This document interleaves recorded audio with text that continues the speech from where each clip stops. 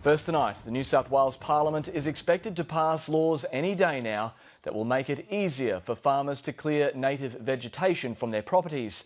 The proposed changes have proven controversial.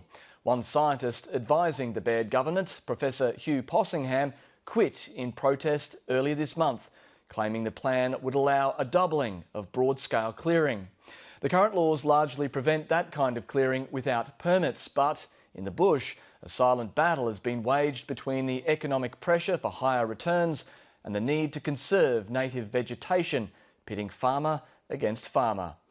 An investigation by Lateline shows the government's environment watchdog has, after direct political intervention, dropped its probe into illegal clearing. Kerry Brewster reports.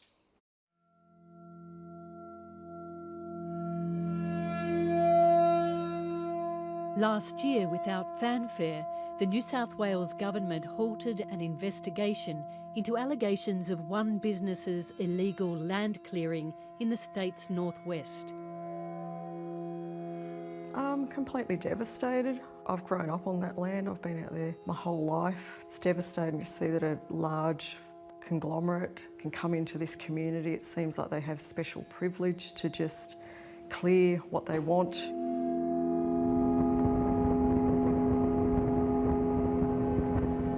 Brother and sister Chris and Claire Priestley say they're whistleblowers in a community unwilling to speak out. We're not on some sort of giant crusade to stop land clearing. It's just a magnitude of what they do.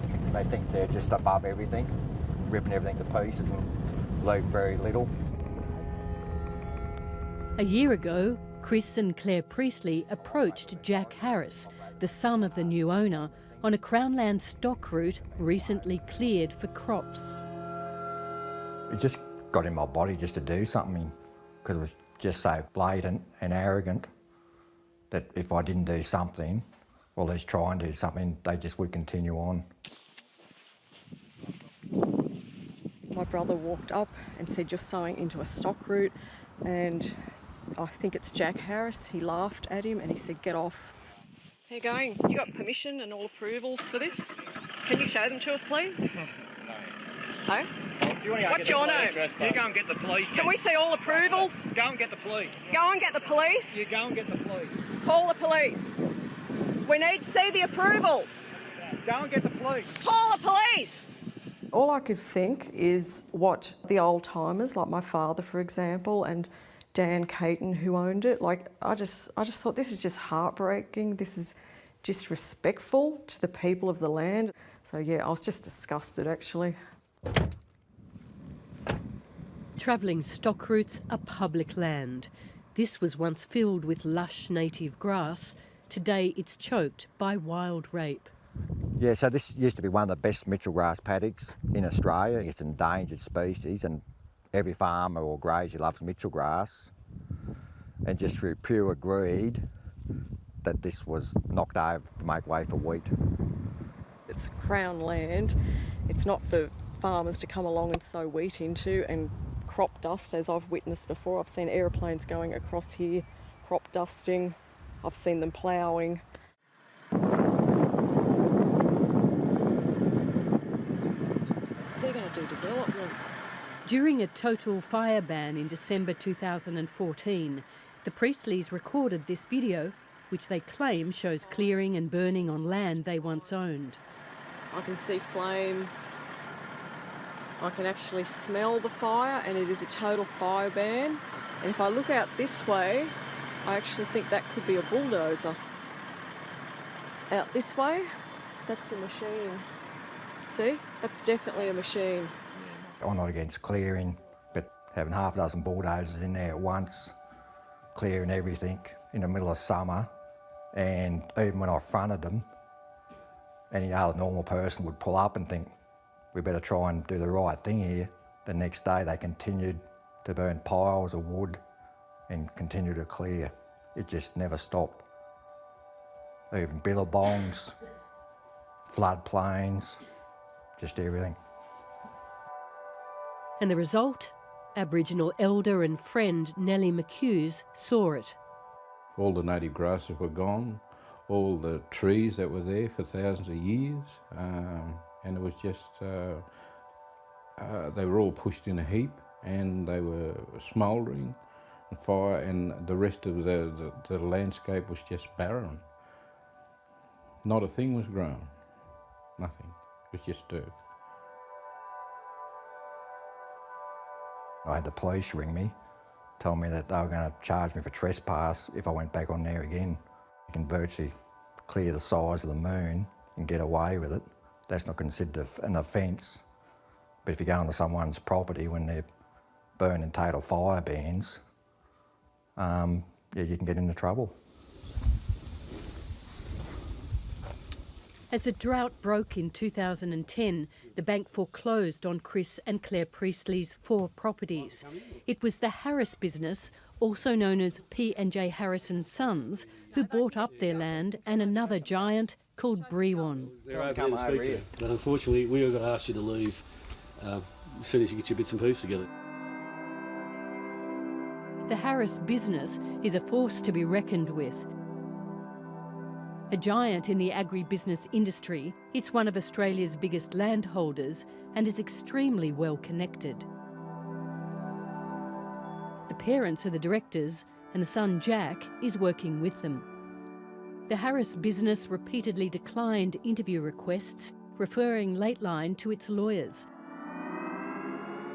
The business denies all allegations of illegal land clearing.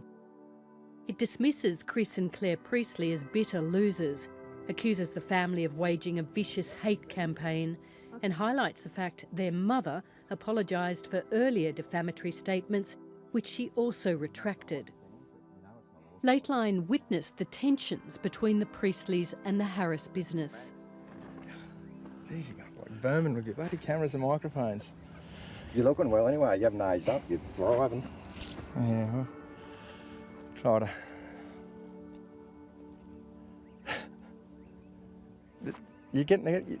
You're wasting your time talking to me, I can tell you right now. The Priestleys were approached by an independent contractor to the Harris business. You're explaining why we can't be here on Crown land. Anyone's interest here. The exchange filmed from a Crown road. At issue, an irrigation channel, which the Priestleys claim was built by the Harris business before any consent. What's Is this so bad about it? authorised, Daniel? What's that? How big a player are the Harrises? Well, I won't comment on any one particular family, but I can say that most of the farming belt, certainly across my electorate, which is obviously quite extensive, are made up of large family farms. They're not the big corporates, as some people think. They're families that have been there for a long time. They've consolidated.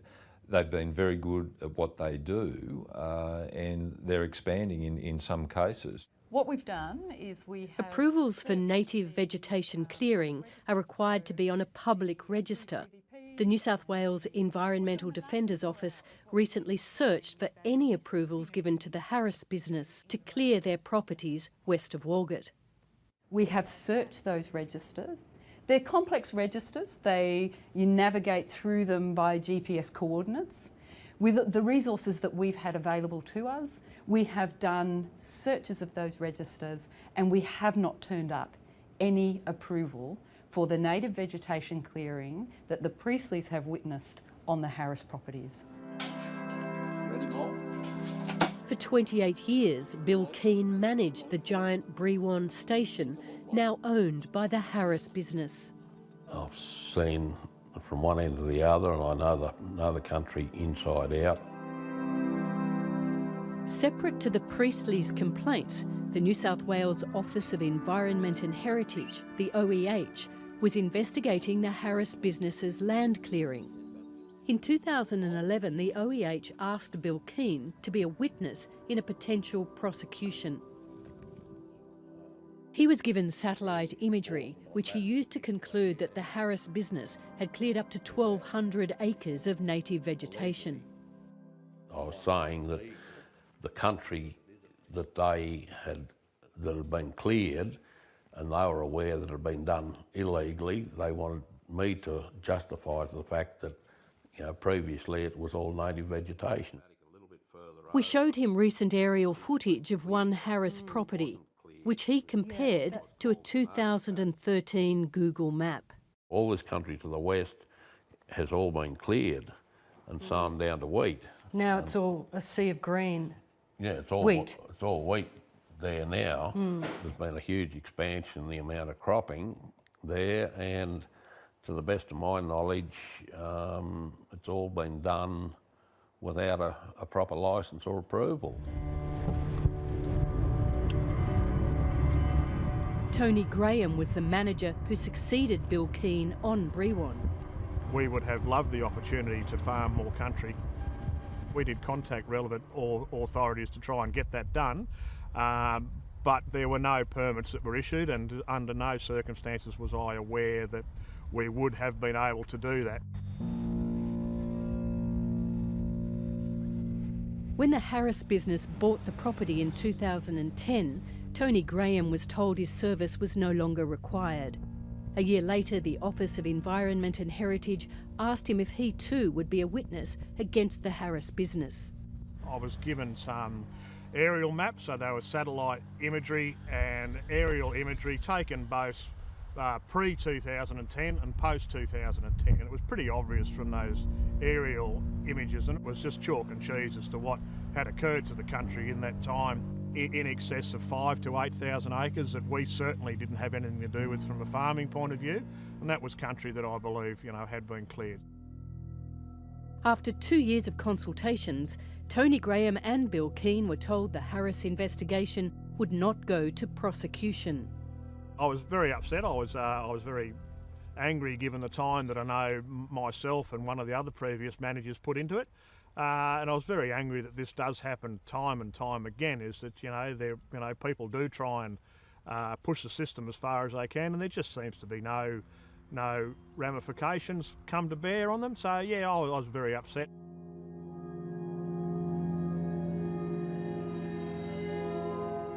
We all tickle around the edges, but I'm concerned because that country's fragile out there, and I don't see why people should blatantly, illegally clear things like the TSRs. They're there for a reason. They're Crown land. They don't own them. So why can they make try and squeeze an extra few bags of wheat or whatever off what is Crown land? Well, I can't comment on what's legal or illegal. I'm not aware of any activity that's been deemed illegal in my part of the world. And you'd leave it up to the experts who are charged with assessing and investigating illegal clearing? That's right. I mean, the Office of Environment and Heritage has those people. They've got access, I suspect, to better technology now than what they used to. So rather than having allegations made on hearsay or the odd flyover once every 6 or 12 months. For 2 years, until the end of 2015, Chris and Claire Priestley, in consultation with the OEH, collected evidence of alleged illegal clearing on their former properties. We have given video footage, photographs. I cannot see how it could be not a strong case. It was at the same time the OEH was pursuing a case against another New South Wales farmer, Ian Turnbull, in nearby Moree. Environment Officer Glenn Turner was shot and killed by Turnbull in 2014. A year later, Claire Priestley was told the Harris investigation was closed. I rang the OEH officer up that I'd been dealing with for well over 12 months, and I said, they're sowing wheat now, like, what are you going to do? He said, we can't do anything. He said, I'll get back to you the next day. He called me back the next day and said, Claire, actually, I've been advised that there will be no further investigations, there will be no prosecutions, the case is closed. The OEH suddenly dropped another investigation up the highway in nearby Weewar, the so-called cotton capital of Australia. 12 farmers were under investigation for illegally clearing their land. They were informed that their properties were about to be inspected by New South Wales Environment and Heritage officers. But the inspections never went ahead. The investigation was suddenly suspended and no explanation was given. Documents obtained by Lateline show it was an email sent by State MP Kevin Humphries that led to the suspension of the investigation. The email was sent to New South Wales Premier Mike Baird and other ministers in May 2015. I strongly urge that agencies do not seek to engage landholders on this particular issue at this time. It's too explosive and not warranted. Farmers are already looking to blockade any attempt for an on-site visit by OEH. It will be the start of something that will escalate very quickly between farmers from around the state and the authorities. Your letter, which implied that there was a real risk if environment officers turned up at these properties in WeWar, essentially was saying, be careful because one or more of those officers might get it like Glenn Turner did. Well, I won't comment on Glenn, but I can go back to when I first became the member in 2007, and there were compliance visits into places in the Macquarie Valley, in particular, where we had something like 25 policemen that were there to protect environment and heritage officers. We don't want to go back to the stage where we need police to protect authorities to go out to investigate things. The OEH took the opinion that the email amounted to a threat.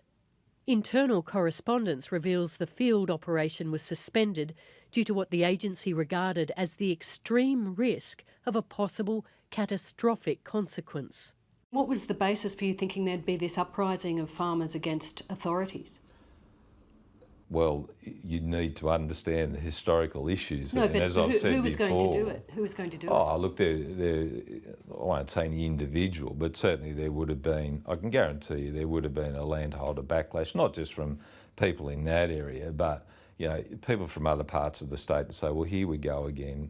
We're trying to get to a better stage or a situation where we know the laws don't work. Everybody knows the laws don't work. But the law's the law, and you were urging the enforcement officers not to do their duty. I didn't speak to any of the authorities. I met with some of the landholders. They had concerns. I expressed those concerns and I supported those concerns. Nearly a year and a half later, two of the farmers who'd been under investigation remained tight-lipped. What can you say about the OEH and its investigations in this part of New South Wales? Nothing. Absolutely nothing. There's nothing going on, so I can't comment on that at all. There is no evidence the farmers were planning to blockade OEH field officers. What would you say if people accused you of perverting the course of justice? Oh, that's ridiculous. That doesn't uphold anywhere. I mean, how long ago was this action? I've not had one complaint from anybody, any jurisdiction, any agency, any media outlet, to say that we didn't get to a good outcome there where people didn't have to confront each other. The environmental movement has seen your big time operators just clearing paddocks wall to wall. Obviously they're alarmed by this, but they need to stop. They're stopping the small people rather than being able to stop the big guys.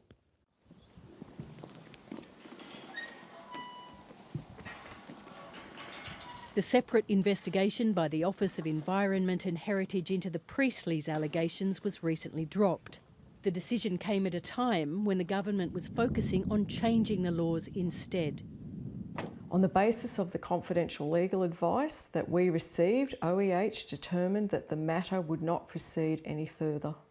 I felt disgusted because we had given our guts to them, tried to do the right thing by them, and we got seriously let down because I never thought there was a stronger case than what they had there. They had all our evidence, they had their own evidence. I just don't know what more they could have had. I've done what I thought I could do to try and protect the land, to see absolutely nothing done about it. It's been basically a waste of time and it's incredibly disappointing, I think. Controversial legislation to repeal the Native Vegetation Act looks almost certain to be passed by the New South Wales Parliament. It will give farmers more scope to legally clear native vegetation. WeWar farmer Jonno Phelps says the only way to protect it is to give farmers an economic reason to do so. Well, I just think we need to move forward You know, there's no sense beating people up around the head with what's gone on in the past. We've got to get to a situation where farmers are compensated for having to, if they need to leave their country with native vegetation on it, they need to be compensated for it. And that way, the incentive to clear it will go.